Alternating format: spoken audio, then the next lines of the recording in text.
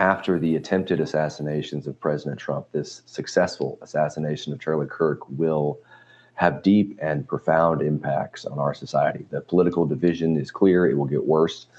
Spiritual warfare rhetoric about good and evil will only escalate. Charlie Kirk is being framed as a martyr online. That will only increase.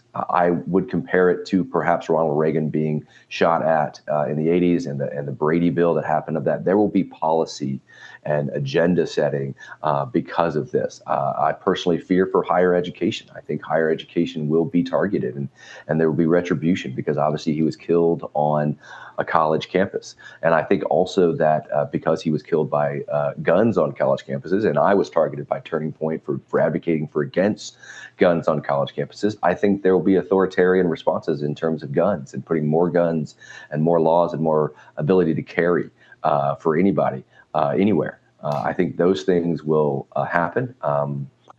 Beyond that, I'm not sure. I think we've crossed a line here in this country. A successful political assassination of a person who is not a candidate for office is deeply troubling. Charlie Kirk has been described by some as the most influential person in the MAGA movement outside of the White House. For those who didn't know of him, who was he?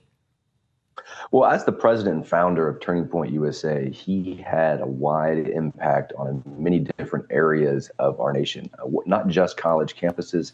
Turning Point had arms in electing government officials, had arms in K through 12 education.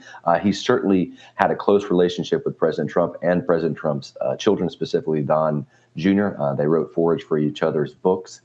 Charlie Kirk had a radio show for 3 hours. He had a wide and deep impact and success at what he did. So Turning Point was the forum for it, but he had many other ways in which he impacted the culture.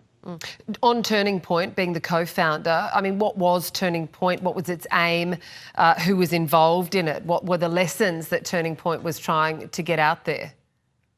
Early on, Turning Point was founded in 2012. Early on, it was a organization dedicated to free market capitalism, free speech, the national debt, and of course, encouraging conservative students on campus to speak out more. But really around the time that the pandemic hit, Charlie Kirk expanded Turning Point into a organization that is not just about college students. So again, he had Turning Point Action, which helped candidates get elected. He had Turning Point Faith, which was the outreach to churches. He had Turning Point Academy, which helped start schools, both hybrid homeschools and in-person schools.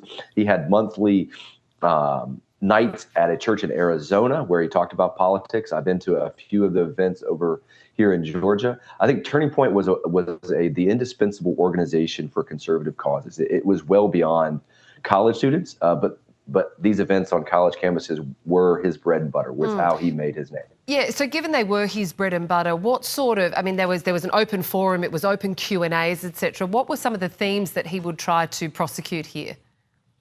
I mean, he would answer just any question that you asked. I mean, he was very well read. He was smart. He understood the audience.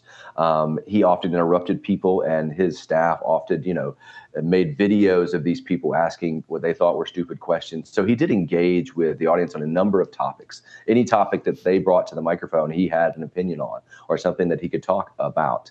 And I think that when you're on a college campus, that's what you get. You get a lot of different perspectives. I think that also he addressed the news of the day. He addressed themes like, transgender shooting.